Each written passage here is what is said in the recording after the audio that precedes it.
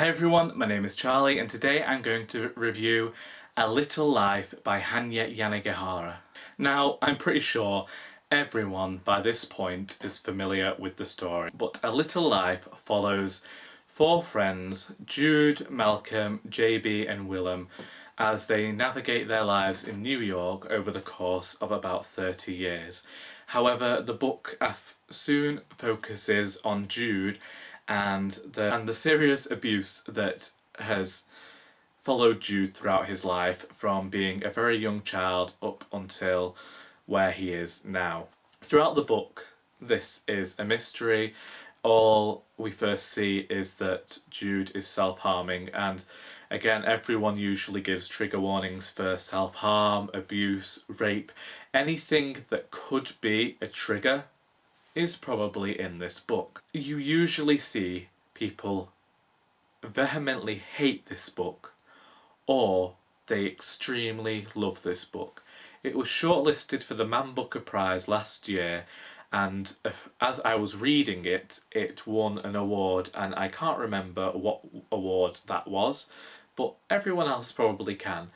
And personally, I don't fall into the camp that hate it or love it. I'm kind of like somewhere in between, because I think it was Kitty G's video where she talked about how much she didn't like this book and how she'd been reading it with friends and they hadn't liked it either.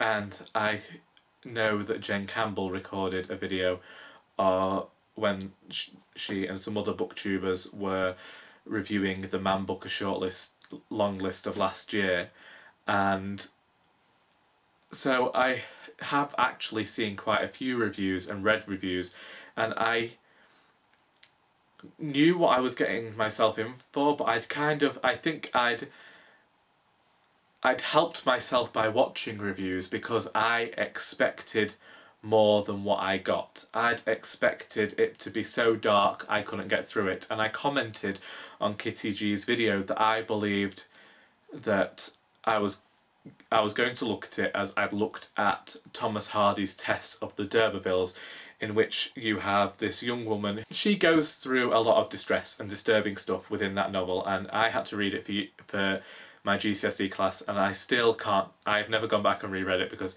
I disliked that book, and at the time I disliked it for what was in it. But I think if you've read any classics or you've read any other form of literature, you can kind of cope with this, unless you can't. If you do get triggered by it, then obviously you can't cope with it. But that's it. That's not where I'm going with this. That's not what I mean. I mean, in that I read an article about how this book worked because Yanagihara crafts these very happy scenes before giving you a dreadful scene. But to me, that is something that happens in quite a lot of literature.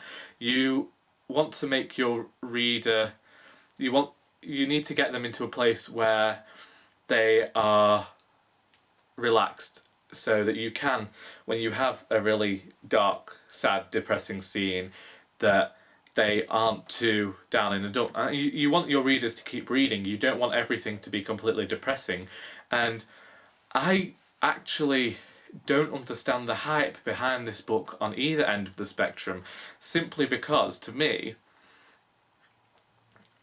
the book needed editing. I don't mean that the book is too long. Don't see the point for certain scenes, and to me, there is a fair amount of bad writing within it. Like, you can see where Yanagihara is a very good writer and has thought about things, but there are also things in there that are kind of like, well, I wish you'd edited this further, I wish you'd taken this a bit further, and it didn't actually feel like I was reading a story. I felt like I was being told this tale of abuse and neglect, and I felt like I could have, as I said, I once criticised someone's work for reading like something I would read in a pick-me-up magazine, and this did read like incredibly poor magazine editorial, as though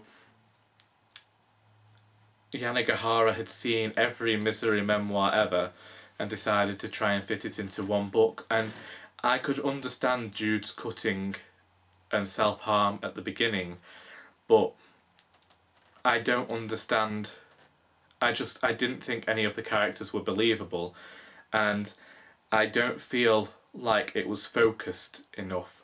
And I feel like there are two main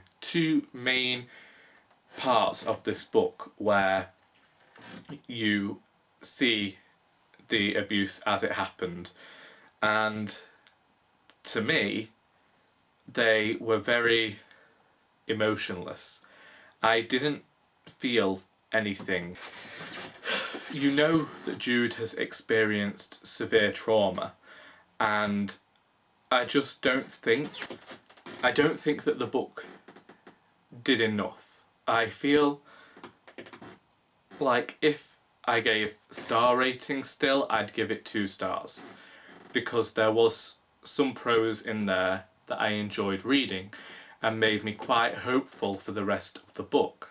And I did read the book quite quickly, and I did find it readable, but I also feel that it's not worth it doesn't deserve the accolades that it's receiving, because I question if it had been pared down and written with more thought, because that it would be better. Because I've seen Yanagihara's argument that it is so long because you can't edit art, but I think that this is a misnomer that a lot of young and aspiring writers have, in that they believe that by editing work they are removing their artistic essence and their credibility, when really all they are doing is enhancing what is already there. And I feel like, and I know that this book could have been better, and you could see where this book could have been better, and I feel like, no criticism to young writers anywhere, it did feel very much like someone's early work where they're still struggling to find how to write something, and it felt very amateurish. And I know these shouldn't be things we criticise books for, but I just, to me, I don't understand the praise that this book receives, because I didn't find it heartbreaking. I found Jude, although I can agree and I can appreciate characters who are neglected and who are not very nice, they're not the best characters in the world, I feel like Jude wasn't a character, he was a tool for Yanagihara, and I feel like all these characters surrounding him were written as tools as well, and we didn't have enough of their history to properly understand where they were coming from. And you read books with morally ambiguous characters all the time, but I couldn't help but feel that throughout the book Jude was really,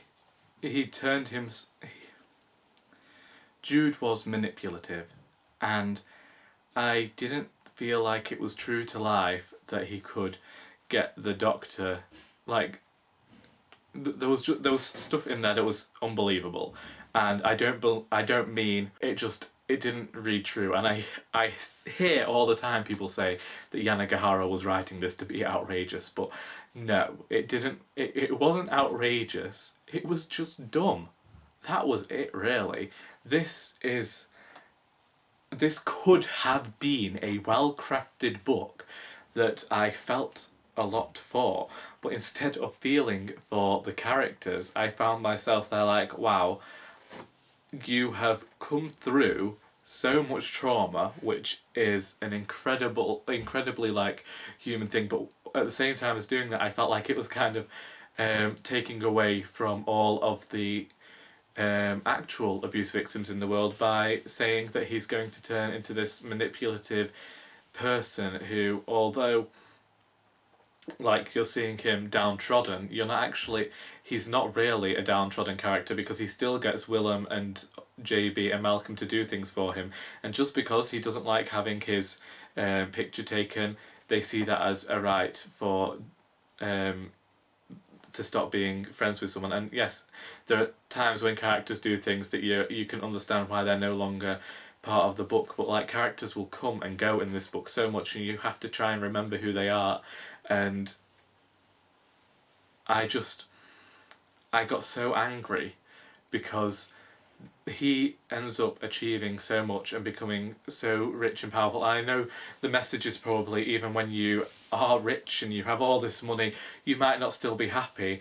I was finding it very hard to sympathise with him, because as someone who comes from this working class background, to read about privileged middle class people he ends up being really upper class, who eat at the best restaurants and who go to the best parties and are able to travel around the world, as to read about someone who was there and because of all his trauma throughout his life, he still self-harmed and things, and he was still terrible to people. Like, it was being used as an excuse for him to be terrible to people, and I was kind of like, no, just stop. I don't want to read this. I don't want to read about someone who is so rich and has reached where and they have the riches and not happy. No, I don't want to read about that. What I want to read about is, I want to see if he is going through this trauma. I want it to be dealt with properly, and I don't want it to be outrageous, and I don't want it to read like it was written to make awards. And there just comes a time when the writer has to take a step back and realise that you are writing fiction, but you are writing fiction that's meant to be real, and there are certain things that you can and can't do, and I am a great advocate for breaking rules, but don't be stupid. Like, really, don't just piss me completely. Don't piss me off. Don't do that. Right?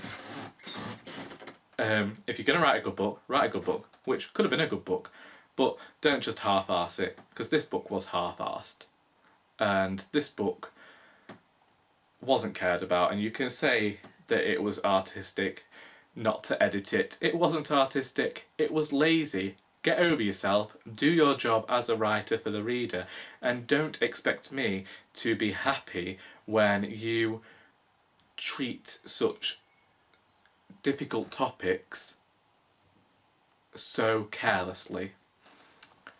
And I hope you enjoyed this video.